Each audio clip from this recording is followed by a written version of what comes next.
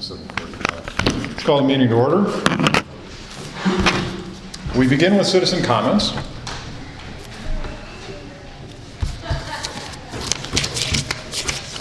Do we have any citizen comments this evening? Very good. We move along to approval of the minutes for September 8th. Mr. President, are there two meetings that we have to approve the minutes of? There are, actually. There's the hearing for budget and the regular board meeting. So I'd like to first call approval of the minutes for the public hearing. Make a motion to approve the minutes of the public hearing. Do I hear a second? Second. I'd like to have some discussion about the minutes if I could. Very well. I noticed that it's written in here that Pat McCourt said it was embarrassing that the public hearing did not start on time because two of the board members were late. And also above that, it mentions that Commissioners Rob Beatty and Dan Coyne arrived at 7:42 and that Ann Cavone was called to the public hearing at 7:43.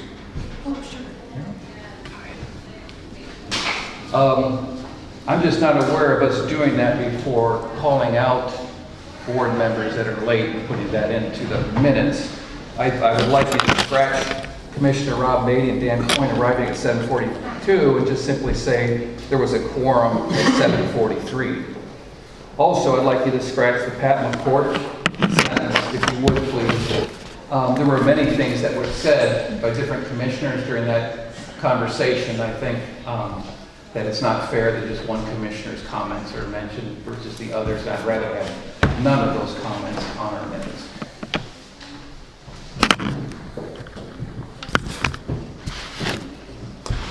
Well then, how should the meeting minutes read?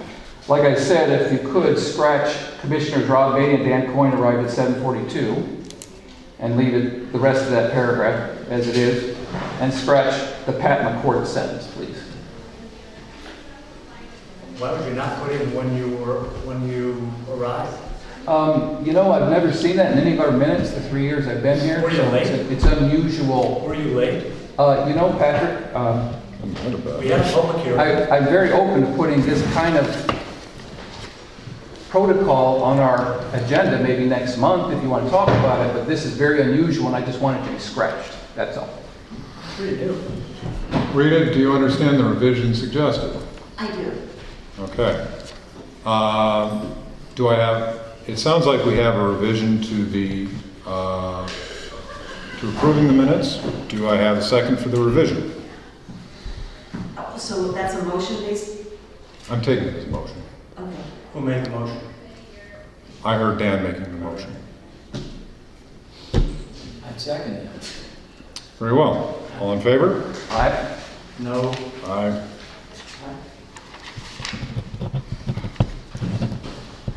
My understanding, Mr. President, is that that motion just passed and that now do we vote on the actual revised draft?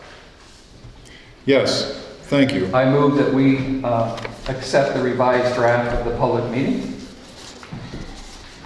All in favor? Second that. Very well. All in favor? Aye. Aye. Thanks, Dan.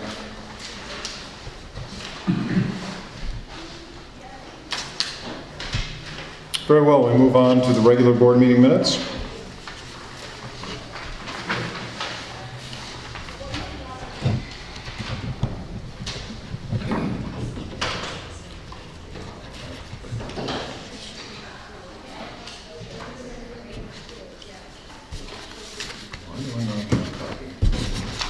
Are you looking for a motion for that? Actually, I'm looking for my copy of the minutes. Oh, it's under the, yeah, it's right there. Do we have a motion to approve the board meeting minutes for September 8th, 2016? Yes, I so moved. Do I have a second? Second. I'd like to have a discussion about the minutes, if I may, Mr. President. Very well. I noticed under citizen comment, page 2, Wellington Greenwich asked Dan Coyne to cease video recording him on tablet because Mr. Greenwich did not give his permission to be recorded. Discussion followed with Dan continuing to record. I would ask that you scratch those 2 sentences and write that under citizen comment that Wellington Greenwich brought up concerns about the filming of his public comments, and that he was here to talk about the skate park. There were many comments made by many commissioners during that conversation. You mean And the just soccer? to point, the soccer. But just to point out, one commissioner, and without our legal opinion even being part of that mix, I would suggest we just scratch that for now, and just put that Mr. Wellington was concerned about the filming of the public comment When did these public comments occur? during public comment time here. Not at the beginning. Ann was the acting president. She started the meeting and then went to citizen comment. She was getting used to your role, so we were out of order, but we got back on. So that's my motion. Can you repeat that motion again? Dan? Sure. Just trying to- Under citizen comment, page 2, I would scratch the way it's written right now, the 2 sentences. And I would just simply put Wellington Greenwich during public comment asked that the filming of his comments be stopped. He was here to raise concern about the soccer field in Elks Park, period. So you basically want to revise what occurred? Patrick, a lot occurred, and I don't think it would be fair to put on Rita, to interpret what happened. I don't think she's interpreting anything. It's just a statement. It's a big interpretation. Yeah. But then what do we do about motion 4? Motion 4, that's something you have to put in anytime there's a motion. So Pat McCourt made a motion asking that the video recording stop. There was no second to the motion. If you want to leave it as written, I'm fine with that. The way he mentioned, that's fine with me. What is the reason for these revisions? I the think they're rationale? unfair because the way they're written, they don't fully capture what really went on, the full discussion. We had legal opinion about whether or not a person can record, okay, which we can. Secondly, there were different commissioners putting in input. None of them are mentioned. This is one-sided. I don't think that's fair in the minutes. The minutes should be very neutral. The minutes as written record record physical activity, that someone had actually lifted a device and began using it, and then seemed to go on to a discussion of a motion, of which there was no second. These are activities. Well, also there's activities that happen that aren't mentioned here. So if we want to, let's talk about the other 90% of the activities that happened during this discussion. It lasted for 15 Were they minutes. elements of the discussion, Yeah. or were they physical activities? Well, most of Or them- legal activities. Most of them were seeking Dan stopping the videotaping. Now, all those comments aren't in. So those are discussion points. Those are discussion points. Ann was trying to persuade Dan to stop the videotaping, and he was not going to stop because he felt like it was his constitutional right. But obviously, he was intimidating Wellington, he was intimidating Debbie Braun, who both had asked that he stop videotaping. This is He a- did not stop, he continued to do it, and that's important that went on for 10 minutes.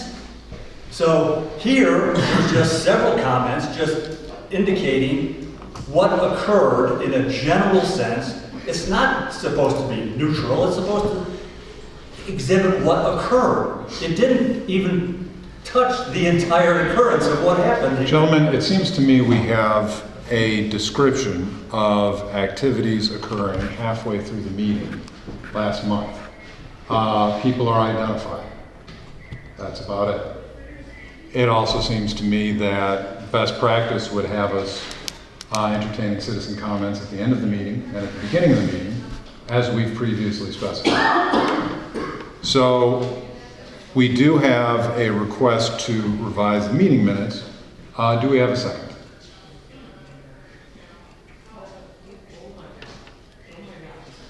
Not hearing a second, I would ask again, we have a second to approve the meeting minutes as they stand. All in favor? No. Aye.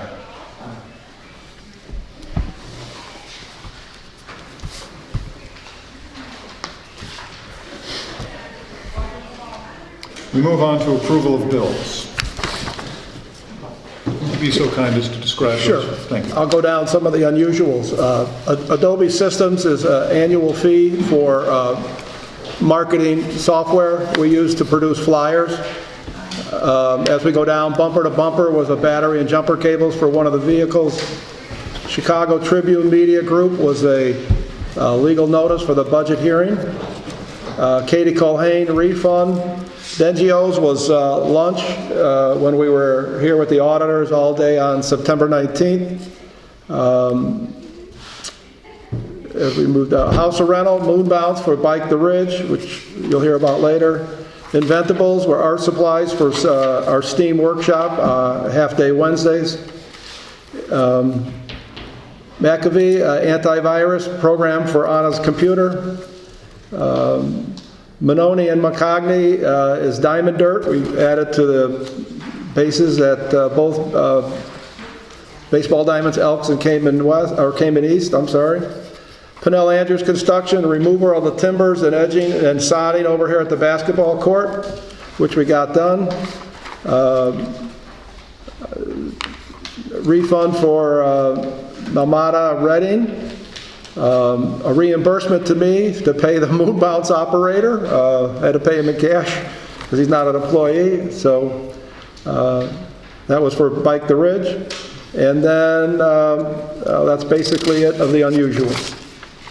I move to accept the corporate monthly bill summary for $24,689.52 dated on October 13th. Do I have a second? All in favor? Aye. I'm sorry, who seconded? Patrick.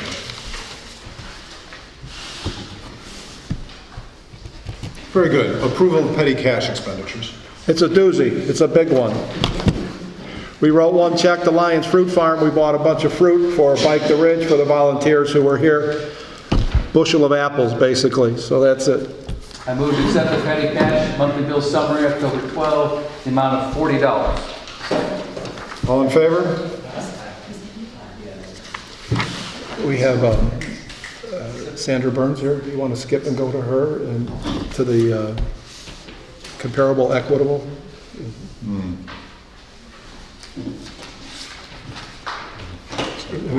Just because she'll sit here all evening. But it's so exciting. What's that?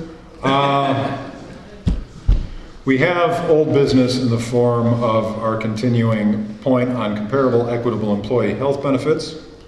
Invited this evening is Sandra Burns, president of HR Mentor. Dan, would you provide some background on this introduction? Sure. Thank you very much for taking time to come talk to us. I've known Jerry for a Yeah. years. We as a board, for the last 6 months or so, have been trying to figure out how we need to really provide health insurance to our 4 full-time employees, and we have 1 part-time employee. They all can have the coverage. One of the employees has full family coverage, and the others have single. The full family coverage is covered by the district. The other coverages, the single, are also covered by the district. And the question that's been coming up is, what would be the pros and cons of covering everybody with full coverage? We assume there's a cost to that if we were to do that. And we were hoping to get, through Gary's suggestion, someone who knows what they're doing in this to give us some idea of what the corporate world is doing. Well, interestingly, I'd like to provide a little background on myself. I have been working in human resources for 40 years. I have a degree from Roosevelt University, and my clients range from a company that has 3 employees, but the owner doesn't like to talk to them. So people call me and say, please tell Mary not to be late again tomorrow. I'm delighted to do that for her. 40 years? My largest client has 7,000 employees. HR Mentor, we bill as the HR department you wish you had, but couldn't afford until now. Because we provide 24/7 hotline, and we ask our clients to please don't do something stupid, to call us first, and we can help them do it better. And through that time, I have also served on a lot of boards. I was the president of High School District 214 Board of Education when it was the largest high school district in the state of Illinois. I also serve on the Minority and Evanston-based Business Advisory Board for the city. I am the trainer for the citizens, the community emergency response team, so I work with that group. I've just come from the Citizens Fire Academy where I crawled through a cellar with beams all broken with my mask, and I was really lucky that I was able to get out of the gear before I got here. But so I have spent a lot of time working in human resources. My corporate career was, I spent half of it in banking and the other half in the steel industry. And I found that the only difference was that Jerry made me wear a coat when I was at the bank. And the language was a little different, I will admit that. Thinking I was bad in the feeling. But also during that time, I have been a mediator on so I worked with the teachers union when I was on the Board of Education. I worked with the Teamsters when I was on working in the steel company. So I've had lots and lots of experience with questions about what's right and what isn't. I also understood that you had questions about, how we go about providing benefits. And I looked through my client base. I currently have 65 active clients, and they are located primarily in Chicago, but I also have clients in Texas, Maryland, Kentucky, North Carolina, and in London, in England. So that's sort of the span that I have. Many of my clients are family-owned. I did not do that on purpose. That's just kind of the way it's worked. But what I found, I went through and I called the majority of my clients and I said, what do you do about your benefits for your senior level people? Well, we call it the top of the house. What kind of benefits do the people at the top of the house get? And in 88% of them, the top of the house had a better level of benefits than they provided to all of their employees. And that was a perk. I also went in and looked at a lot of the websites that tell you about how you negotiate when you are looking for a new job. And one of the first things it says is always negotiate it for better benefits. Because that is a way that we can reward the people at the top of the house. There's also a catch, obviously. If the top of the house gets better benefits than everybody else, then they're taxed on it. That's how that works.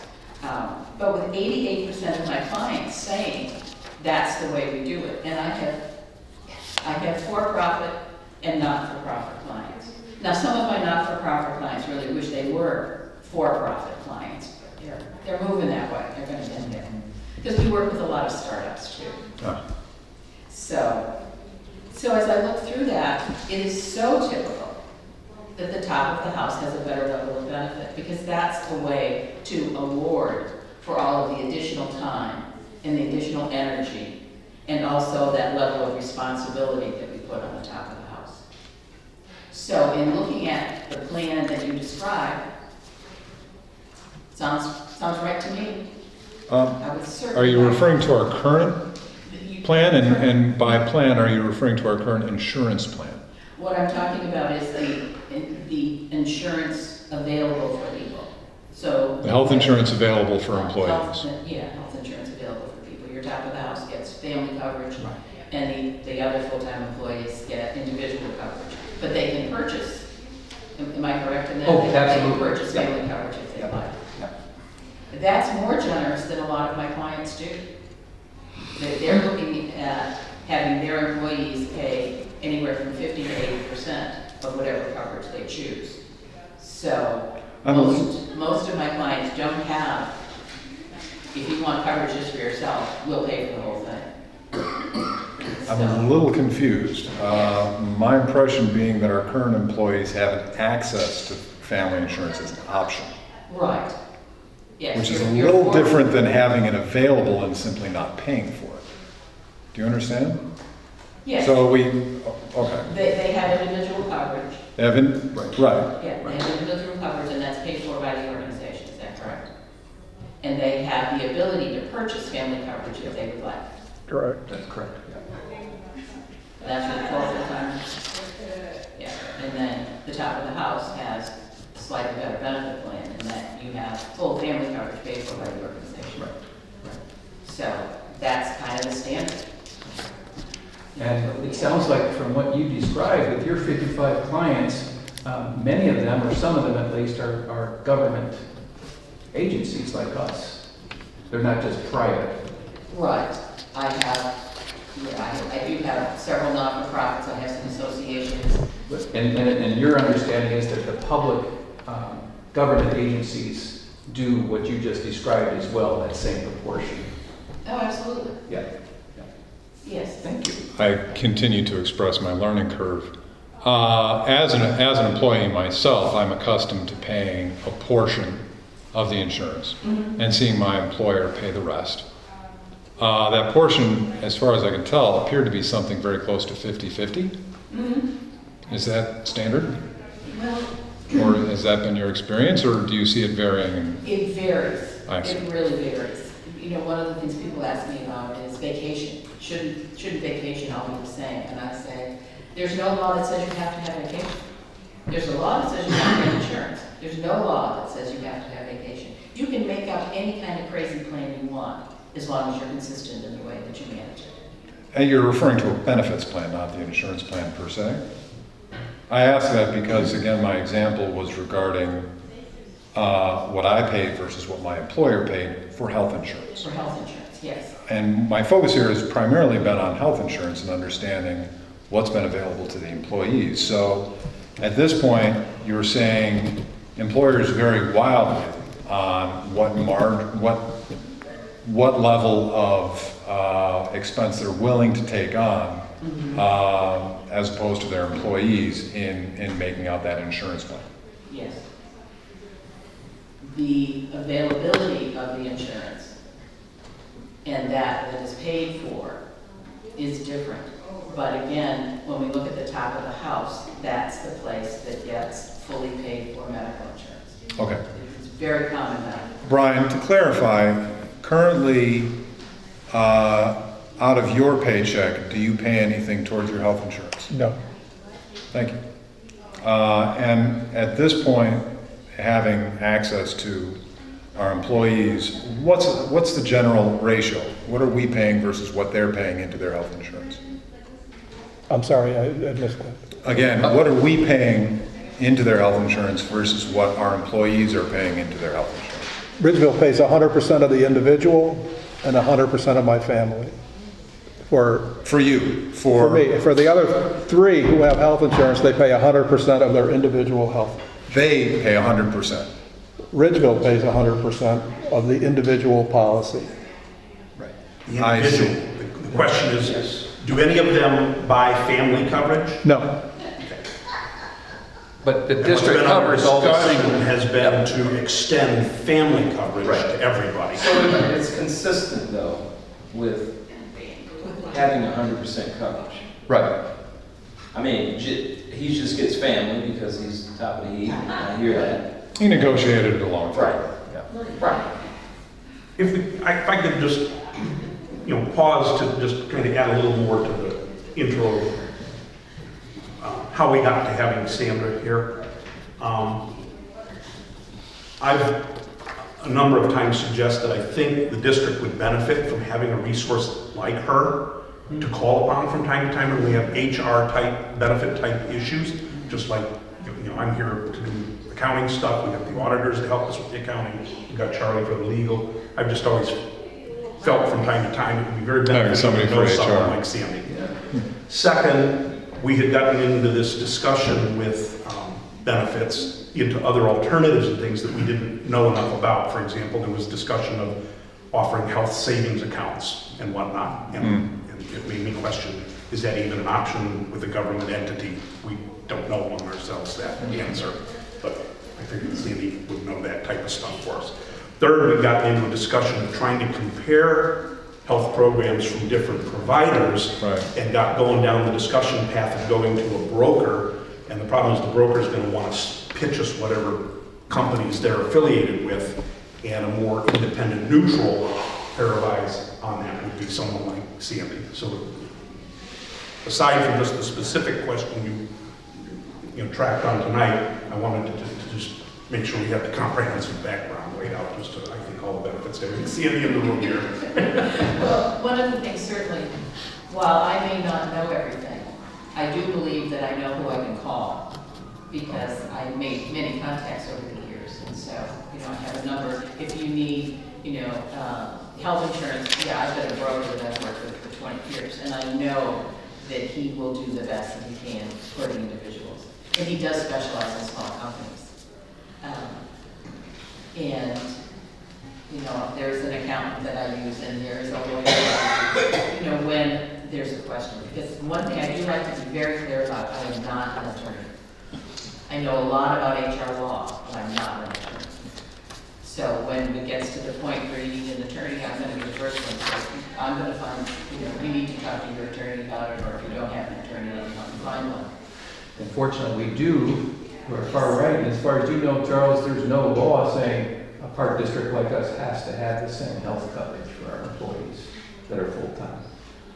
That's correct. So, Yeah, And our the current- Affordable Care Act has, thrown a lot of things into the mix that we might not have had before. But certainly now we have, it wasn't, before you didn't have to have insurance for your employees if you didn't want to. So, and now the ACA, I suppose, has changed it some this last year. and it's going to change again, It'll change again, Yeah. okay. just to keep us on our toes.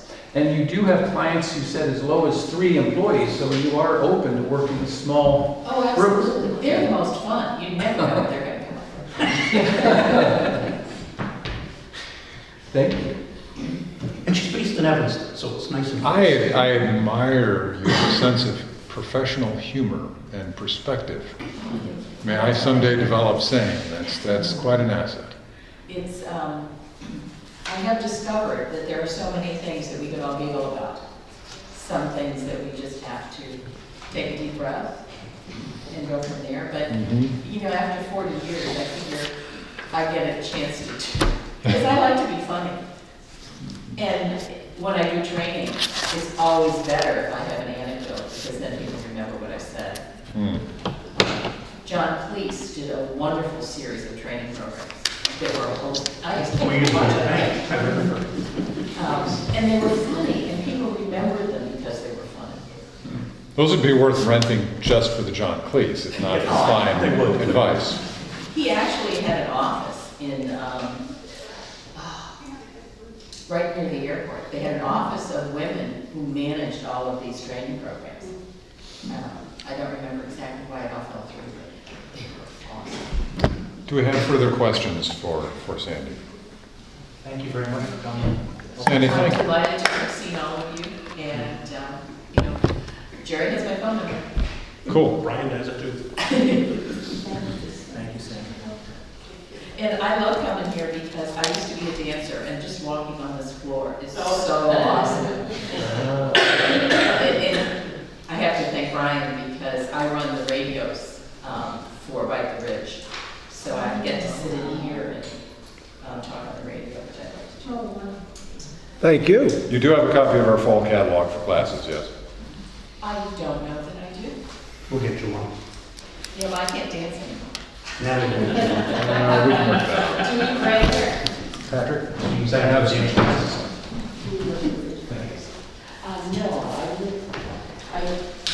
I used to be able to say I lived between the Yuba and the Blue Island, but now I live between the Walgreens.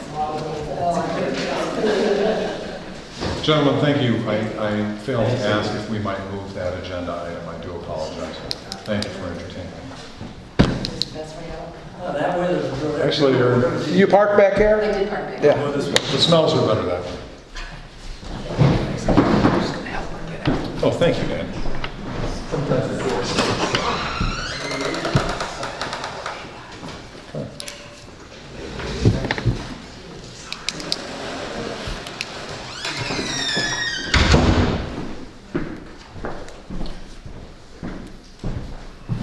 That being said, we can polish off old business unless we do have something to report for capital improvements. Do we have, this is actually meant to be a separate committee reports item, and it got lodged under old business. We have nothing to report, as far as I'm aware, on Lighter Park. Pat, do you have recent developments? We did, last month, Michael asked for a thank you letter to be written, and then we were going to sign it. I don't know if, I didn't get to it, my Next fault. month. Next month. but for the architect, For the architect, he did a great job. we just want to thank that person for that. That would be Wonderful lovely. work. Yes, Yeah. let's make a point. It would be nice to see that next month, in time for Thanksgiving. Very good. Then if we might move on to monthly reports? You want Natalie? Natalie? Hi, Natalie, welcome. my name is Natalie Salee. I'm the new program director here at the Parks District. You guys probably met all of you. Okay, so first I just wanted to say thank you to Brian and Anna. They've been really fantastic in teaching me the ropes. They've been very patient, which is great for me. I've learned a lot and having a lot of fun. So in terms of fall classes, right now we have running Fairy Ballet, 2 sessions. We have Boys Bop, which is very popular, Intro to Ballet, Adult Tap, Yoga and Gentle Yoga, Feldenkrais, the Adult Writers Workshop, Garden to Table, and Family Dance, which is monthly. I've gone to just about every class at this point and sat in just so I can kind of get a feel for what they are and meet the instructors. You've attended every class, Yeah. at least once. Yep. Garden to Table I'm planning on doing next week or trying to go to the potluck, but everything else I've been to. So what I'm working on is trying to figure out the best way to market. I've been working on our websites. Some people have just brought some things to my attention in terms of dates that needed to be updated, just things on the website that needed to be changed. So I've been working with Mike Miro and trying to get that all squared away. So if there's anything else, please let me know. We started our STEAM workshops. The first one was on September 21st. We have 2 more scheduled, one for November 8th and one for December 7th. Those are almost at full capacity for registration, which is really great. The farmers market closed on October 5th. I came in at the end of the farmers market, but it seemed really lovely. The neighborhood seems to really love it. I heard that the arts and craft market at the beginning of the summer was a big success, so I'm excited to expand upon that and see what other vendors I can bring next year. Bike the Ridge in the Fall Frenzy. It was on Sunday, September 25th. I think Brian's going to tell you a little bit more about that. It was a lot of fun. It was another good opportunity for me to meet people in the community, which I love. We have a pop-up adventure playground scheduled this Sunday, October 16th, here at Richfield Park from 11 to 3 for the community. I sent out an email about that and put it on our social media. You so did, hopefully- but what are the details of a pop-up adventure?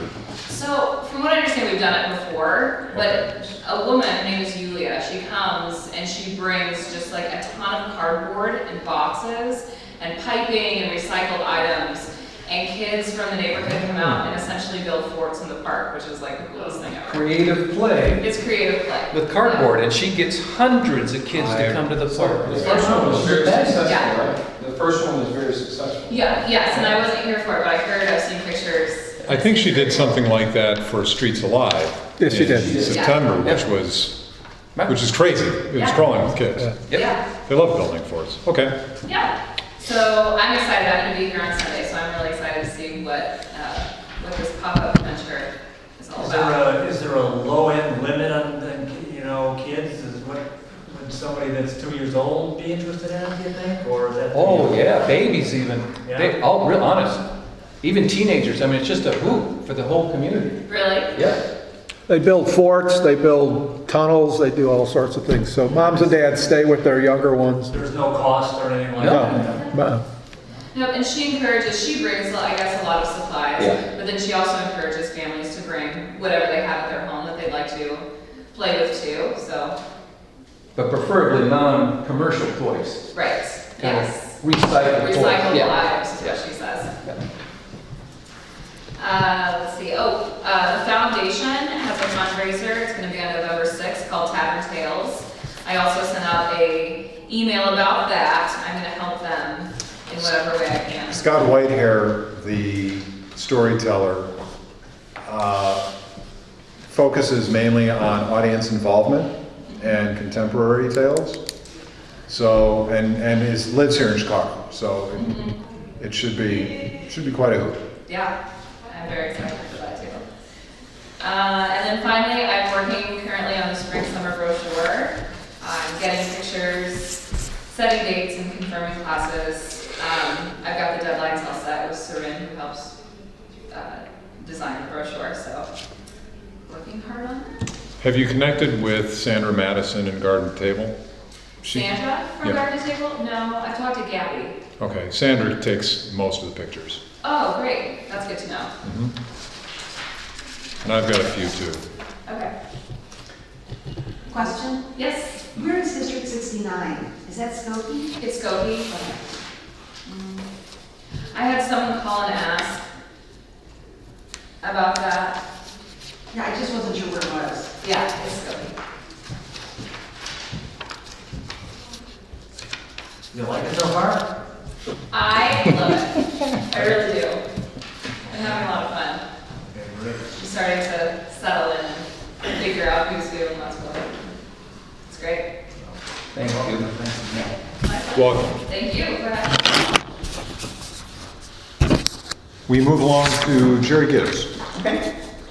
I don't have the usual monthly financials to talk about tonight because we're still kind of in a lockdown on the financials until the auditors have completed their process or at least further along so that they can release the beginning figures for the new year. So I thought I would use my time tonight to touch on a topic we haven't touched on in quite a while, and I just thought it would be a helpful, friendly reminder of how the process works. Would that be the study of appropriations and revenue Study of flows? Appropriations and revenue flows. Okay. What are we looking at? What I'm trying to show there is kind of take a different look at our financials. So this is using the actual figures for our fiscal year that just ended this past June. If you look at last year, we start out the year in July, August, and September spending money without you, the board, having set a budget. In September, we passed the budget. So we've already accrued close to $250,000 of liability expenses without anything in place to raise the revenue for that. We then go into October, November, December. December, you finally passed a levy ordinance saying, hey, here's how we're going to raise the money to pay for what we've been spending. And up to that point, we've got almost $390,000 of expenditure and no revenue coming in. And we continue to spend money throughout the year. By the end of June, we hit $723,000 of expenditure. Further down, we start to see the first installment of tax receipts start to come in February. And through the course of the subsequent months, we raise about $332,000 in tax revenue. From programs, replacement tax revenue, interest, rentals, we bring in a total of $116,000 revenue by the time we get to June. The point is, each month throughout the year, you see we're actually running a deficit. We've spent money out for which we've not brought money in. Jerry, I'm reading this report. I go down the line and I see prior tax year revenue. Not come to that line item yet. You know, look, the bolded line above it, surplus deficit, is the focus on 2015's figures. Understood. Each month of the year there, you're showing you've got a pretty big deficit. So now the question is, how do we operate with such a big deficit? This is a very one-year centric view. The normal monthly reports I give you have multiple years all blended together, so we don't see a picture like this. But if you pick apart a year, this is what the year looks like. So how do we not find ourselves overdrawn at the bank, say, take the month of January where we're in deficit at the max amount of $367,000? It's partly because we're bringing in revenue from prior tax years, just like we didn't get all of our 2015 tax year in the year 2015, in that fiscal year 2015-2016. We didn't in other years, but it came in this year, so it kind of contributed to the cash flow of this year, but it's really covering the deficit for that other year. But we kind of get the benefit of seeing it in the cash year. So one way of getting it is to say, hey, we're using prior year tax revenue. Well, in July, August, and October, we brought in enough prior year revenue to keep ourselves in surplus. But in November, December, January, and February, we're still running a deficit even with tax revenue uncollected from prior years. So the other way we can get money to kind of cover our operating deficit, so to speak, is to look to our capital, our working capital fund. And people always see that fund and think, you know, what's that money all about? And that provides us working capital to not be overdrawn at the bank.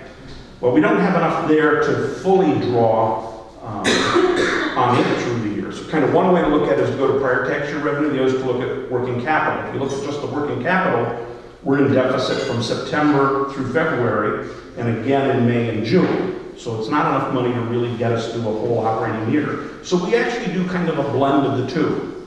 We take some of the tax revenue from prior years, and we take some of the working capital to keep us above zero in our bank accounts throughout the year. So it's Part of the combination. significance of this is, Go ahead. you know, the two most important board meetings of the year are last month's and December's. Because if we don't do what we legislatively need to do in those, we're ineligible to collect tax money. And without that tax money, we don't have the cash flow to keep ourselves from basically being out of business without having to go in some other dire direction. So that's kind of what I wanted to just highlight tonight, was the timing of when we spend the money relative to when we really get the money in. You know, you see the double asterisk on the surplus deficit line that's bolded. That little asterisk refers to the fact that we've still got another $298,000 of 2015 taxes to come in that we didn't receive in the 2015-2016 tax years. 2015 taxes. Yes, 2015 taxes. They came with the second installment tax bills, which have already moved us into our next fiscal year. So they effectively become the prior year tax revenue that's getting us through this fiscal year, because we've already been spending money this year. You know, 2016, 2017 is going to repeat this similar sort of story, because every year that's kind of how it goes. So that's the taxes for 2015, which is the taxes that the property owners are paying this year. Correct. And that's a good point. We're always paying our property taxes a year in arrears. It gets doubly complicated because of how our fiscal year falls relative to the calendar year that taxes are levied. Thanks for the cash flow education. There you go. Are the prior tax year revenue, Yes. is that an amalgam of revenue from previous years, or Yes. quite literally from, It's from Previous. 2014, 2013, 2012, Okay. 2011. so it isn't? Now, the lion's share of it is going to be 2014, because we usually just get little smatterings of collections for things going back 3, 4, 5 years. And that's because the county treasurer pays the money over as it collects it. Correct. So if somebody doesn't pay, no money comes to it. Generally, the county works with the factor that there's about a 3% loss ratio, about a 3% slippage. So, we get to add, we pass the tax levy saying, hey, we need X amount of dollars. The county actually bills the taxpayers X percent plus 3%, knowing that there's about 3% we'll never collect. Either because people successfully contest their taxes and get them lowered, so we're never going to get that money, even though we had it in the computation for what we were entitled to, or because of conversion of property from being on the tax rolls to going off the tax rolls, or, out and out other situations, the property's lost to a tax sale or something. I think somehow we ultimately collect that. Gentlemen, do you have any questions on Jerry's report? Thank you. Jerry, thank you. When will this happen?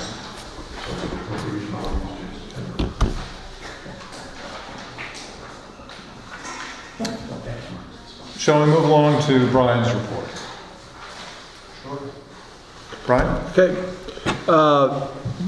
Good portion of my report's already been touched on, but in the past month, we started our annual audit process. It was a great day. Jerry, 2 auditors, me, Anna, Natalie, Kate moved on her staff. We spent the day here and the process is well underway. We expect the audit to be completed no later than December board meeting and be presented in the December board meeting. Bike to Ridge was on September 25th. It was awesome. We had our fall frenzy in Ridgeville Park. Several hundred people stopped by the park, and I estimate thousands of bikers rode down Ridge Avenue. We had School of Rock play with the little kids enjoying the moon bounce. There were several giveaways from various organizations. The Ridgeville Foundation raffled off a bike. The City of Evanston was fantastic in its cooperation. It made the event a great family day. Sandra Burns was here. Natalie, got to talk about Natalie a little bit. She's been with us for about a month, a little more. She's doing a fantastic job. She's really into the special events and the arts. Of course, Shakespeare is still coming. She's into that. She's doing a great job. I expect nothing but great things from her, and it's been a good first month and a half or so. We'll have our Halloween happening on a week from tonight, October 20th. For the kids in the area, it'll be right here. So come on by if you want. We'll give you a pumpkin and maybe a Milky Way candy bar. Also, it's not in my report, but we're going to do some major projects here in the next month. Try to get them done before the weather changes. The roof at Cayman Fieldhouse might start Monday. And then we're replacing the 6x6s over here along the Ridgeville Park along the sidewalk. That should happen in the next couple of weeks. What's a ballpark on that? What's that? What's a ballpark amount For the what? for those, for that? $7,000 and $7,500 for the roof. It's all been budgeted.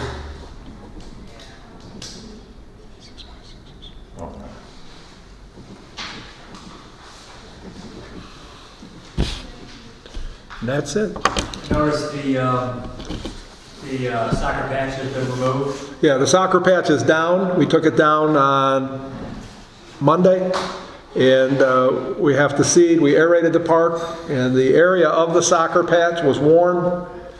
The actual lifetime of the interior of the soccer patch on grass is 4 to 5 weeks. Then you're destroying your grass, your soil. We had it 9 weeks. So we moved it, we've aerated the park, we've seeded it. If you go by, there's a fence around where the patch was, and we seeded it, aerated it, and we put hay on top so the birds don't eat all the seed.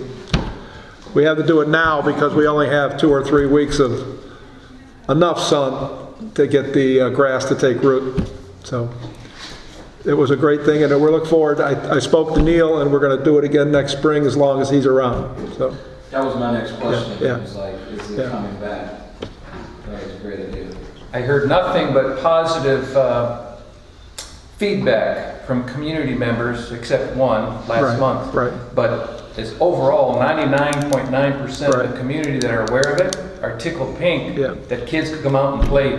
You know, the other thing about it is, it hasn't been graffitied, it hasn't been marked, it hasn't been damaged, it's beautiful. The cities are, you'll see a few around town, on McCormick, and they're coming down next week. I just have a question or a comment on the basketball rims at Cayman and at right here at Ridgeville on the south here. So I noticed we keep the basketball rims up during, I guess, I've been watching since late August that we've kept the baskets up. And I know, this was a big bone of contention earlier that the basketball rims were up and we needed to take them down. Why are they up now? I've just noticed that the last couple of years we've kind of kept them up. Is it mainly because we don't have to pay anyone to take them up and down, where there hasn't been any problems, or I'm just curious. That's the calendar you guys passed a couple of years ago. Okay, so it's mainly the calendar. Yeah. Okay.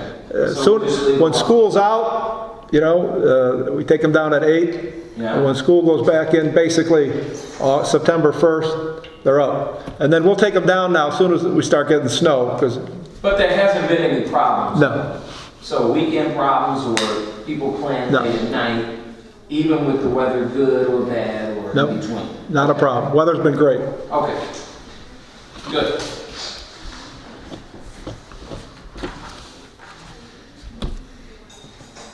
Anna Christina doesn't need to join us.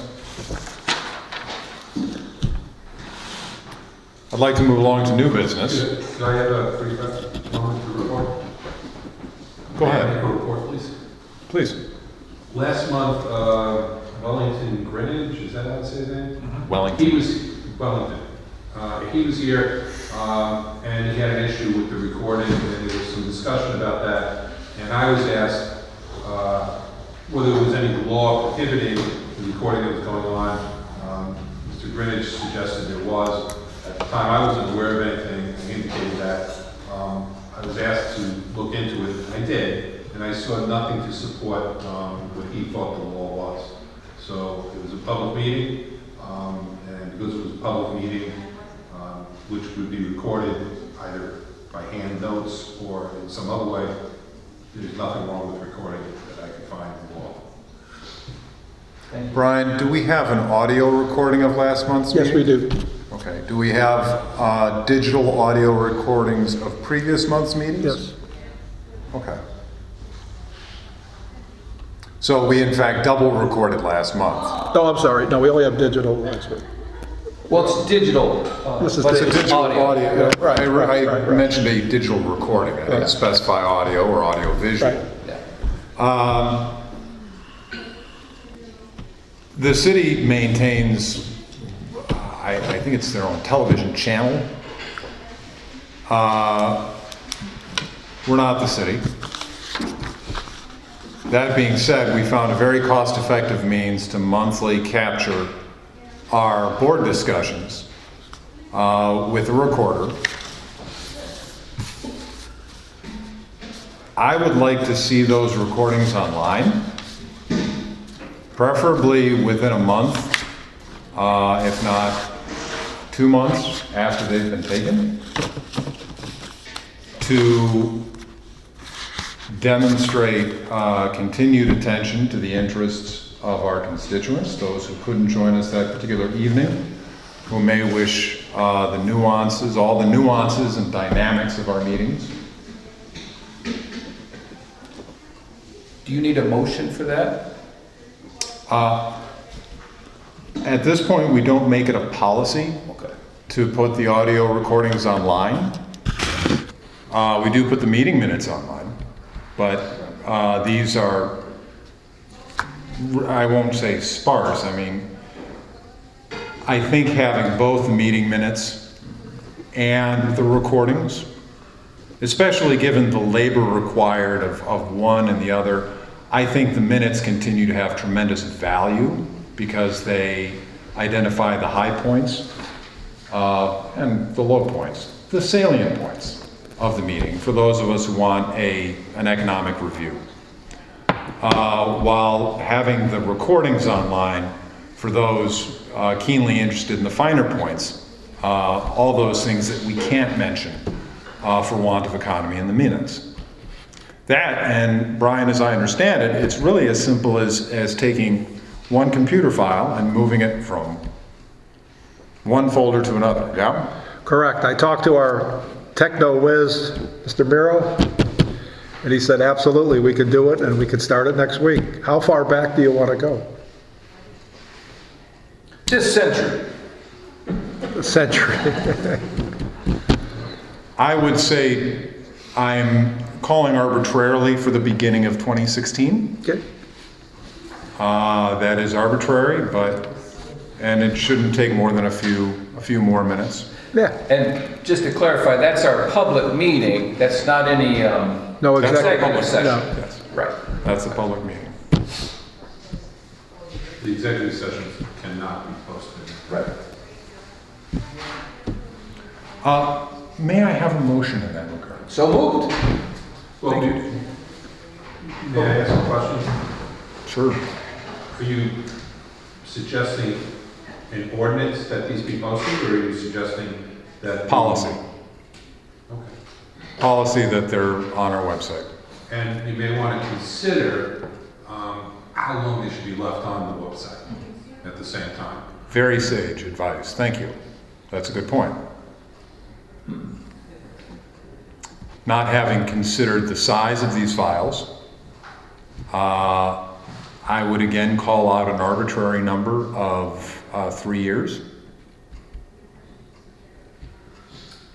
as being a small ding to the memory perhaps of the server, but and again, that's arbitrary. Go ahead.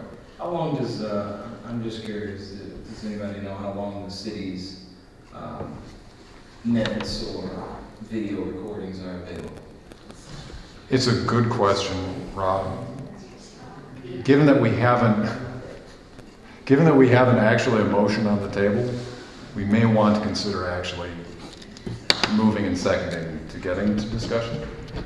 Right, because I would think that, we're a small shop, but putting them up there for a reasonable time, for 30 or maybe 90 days or something, then take them down. I don't think that they should be up there for 3 years. A reasonable amount of time, and then they come down. I'm thinking about server issues too, so just space issues. But just a reasonable amount of time. So, this is available for those who want to take a look, take a listen for the next, 30 to 60 days. I have seen others do something like this, where they kind of do a 12-month rolling, so on April, last April goes down, and next April goes up. Makes sense. I'm just suggesting what I've seen.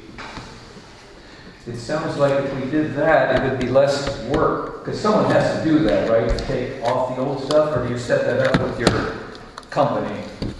I don't know Can't that. get into the technical things. All right. It requires someone to do it. But that sounds like a great idea.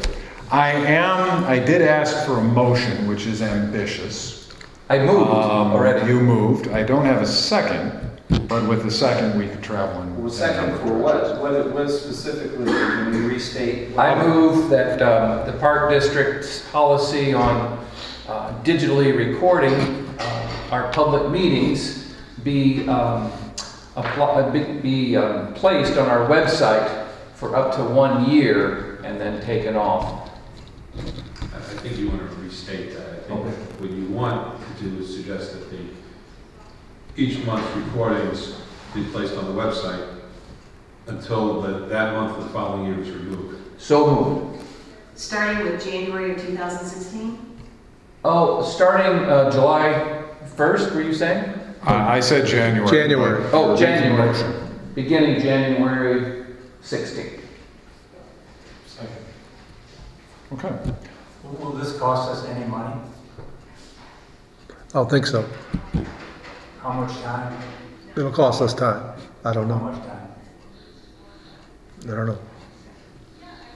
Mike asked for a week, not a week of time. Mike's a slow mover, but it'll take him probably half a day to a day to get it going, is my guess. He can do that in his sleep, he just has 3 jobs. Yes, yeah. So in other words. Right, it's more, it's not a matter of his hourly time, it's a matter of just him fitting it in. And once it's going, we're gonna be trained, and especially Natalie, and then, Yeah. So presumably it might take an hour and a half the first time, perhaps half an hour, or even just 20 Right. minutes after that, but it's finding the 20 minutes perhaps to do that. I guess I'd be interested if Commissioner Coyne will continue to videotape members of the audience if we have our audio recorded on a monthly basis. So I appreciate you asking me. Yeah. I believe that anyone who wants to record digitally any way they like is welcome to. Any commissioner, any human being, anytime. So it directed at one individual person, not so much directed to all of us. For the meeting, recorded meetings is everybody speaking. So everybody is treated equally. However, when you videotape somebody, you're directing that videotape right at a person with no consideration for the rest of the audience. So do you feel that that is still necessary when we have our audio recording? Well, I suppose without getting into the specifics, I would like us to move at some point as a district to record visually and, digitally the whole meeting. So that would be great. But until then, just as our attorney advised, it's completely legal for anybody to record at any time. But do you think there's any inhibiting factor with that in terms of an audience member wanting to contribute and give their opinion and citizen comment? Do you think there's some invasion of privacy when you're videotaping one individual person? I appreciate you asking that question, Commissioner McCourt.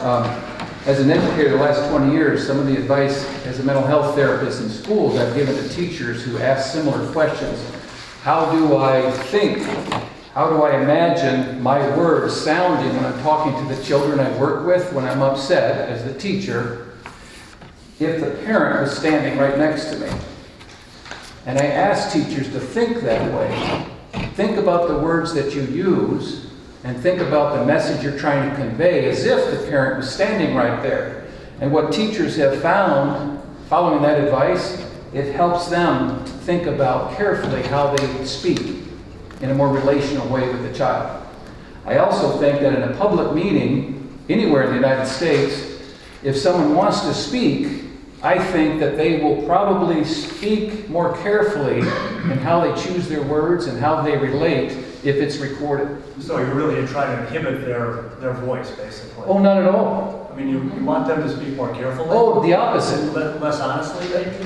Well, Mr. McCord, please don't put words in my mouth. It's the opposite of what you just said. What I would like is the district to have access to those words. I hope that the person speaking, though, would be controlled.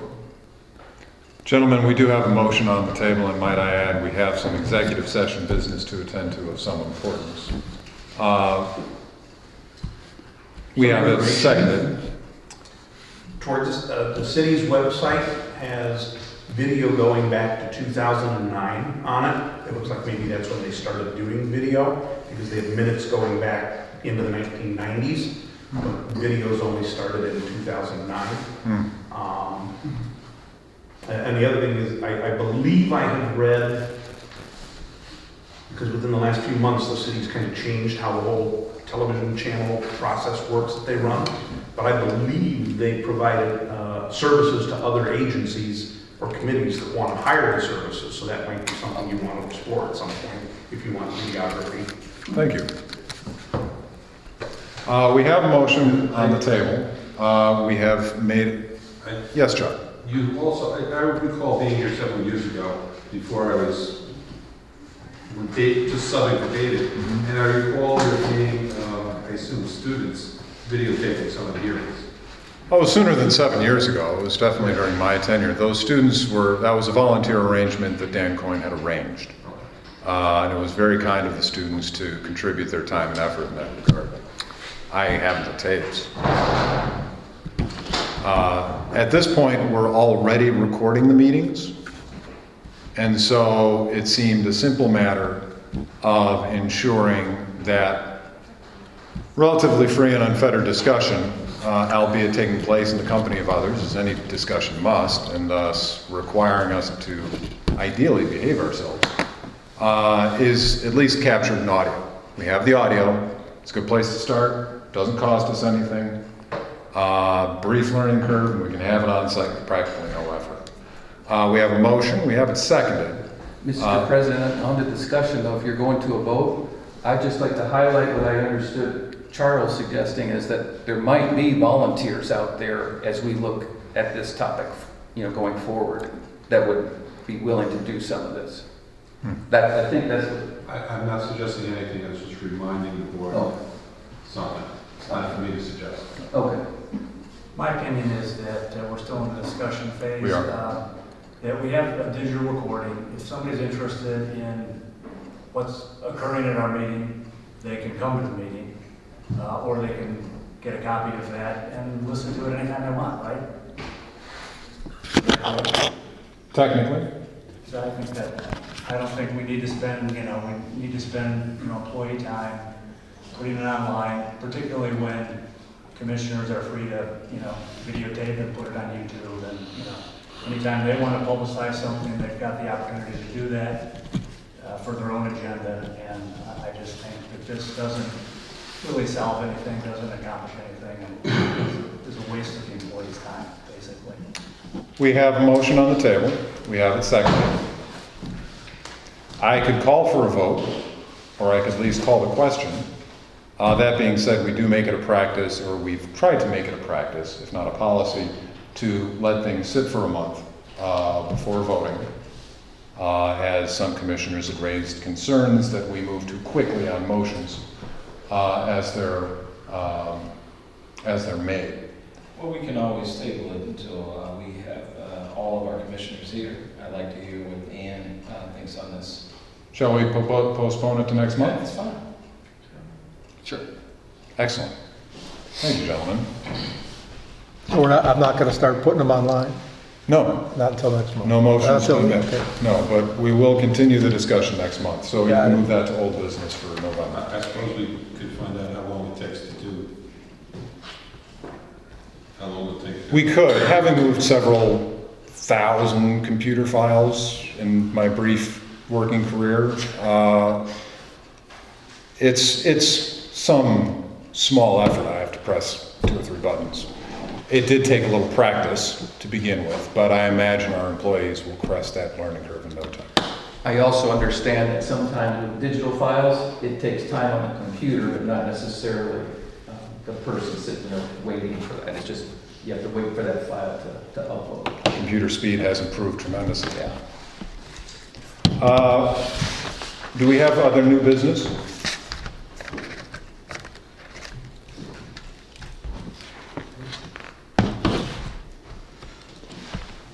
Very good. We do have executive sessions, so we will need to adjourn. Forgot citizen comment.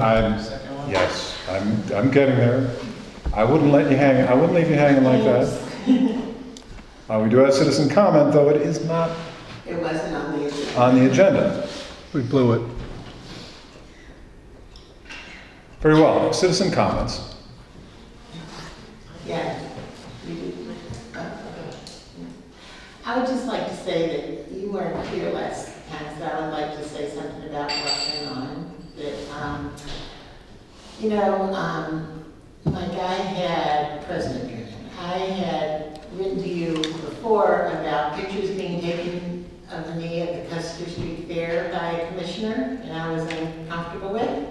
And you were going to talk to Commissioner Coyne about, I don't know whatever happened about that. But at the meeting last time, I can tell you that movies were not being taken of the meeting. Movies were being taken of Wellington and me. So they weren't being taken of the meeting. And when I checked on YouTube, the movies were of Wellington and me. And it was the way it was dealt with. Commissioner Coyne was very rude and obnoxious to us about it. And the board asked him not to do it. You know, yes, the motion wasn't passed, and for whatever reasons, you know, people weren't able to get that together. But I really think that, again, you know, the residents see this happening of the Ridgeville board. You know, you've got someone taking minutes, you've got, you know, it's obviously being taped. I personally think it'd be great to put it on, you know, online. But it's the commissioner's way that they deal with the residents that's an issue. So when he says, when Coyne says it's his right and the lawyer confirms it, I understand it, I looked it up myself, I know that the meeting can be taped. It was not the meeting that was taped. It was clearly done to agitate a resident. And I just would like that said, because you weren't here to see it. Thank you. I have a comment also. My name is Jean Zeicher. Thank you, Jean. 1520 Seward Street. First of all, this is the first time I've ever heard that the meetings are actually taped. So I would suggest that that be made known to people. You guys attend all the meetings. You know it. I didn't know it. I think that it's fine. It's great that they're taped, but there should be some notice so that everybody speaking that understands that it's being recorded. I think most people usually behave. Not everybody always does, but I think that should be made known. The second thing is if these are going to be placed online for the benefit of people that aren't in attendance, you can only imagine that those people may not know whose voice is talking. So I think it's important that at least at the beginning of the meeting, everybody speaks their name and says, you know, who they are, so that at least there's a introduction to when you hear this voice again, this is, you know, Uncle Brennan or whoever, so that if I were to listen to it and for the first time, I would have some idea of who was speaking. And then I think to the issue of if Dan Coyne or somebody else pulled out their iPhone and started recording me, which I believe he's doing right now, I would take extreme offense to that because nobody asked my permission to be recorded. And if he's going to put that on YouTube, why?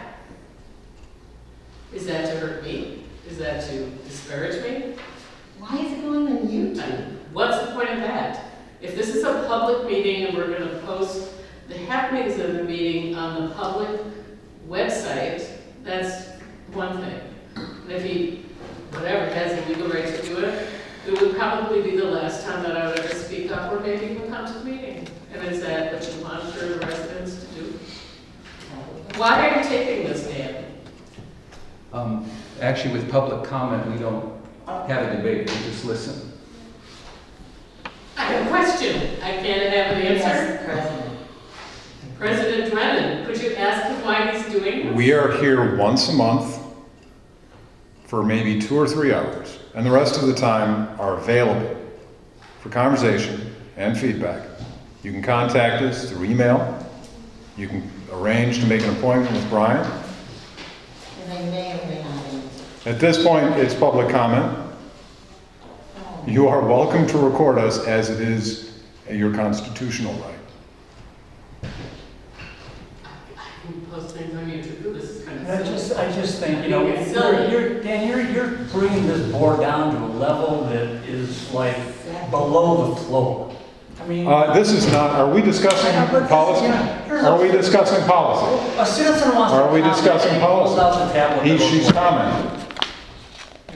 We do have actual business to attend to in executive session. May we attend to it?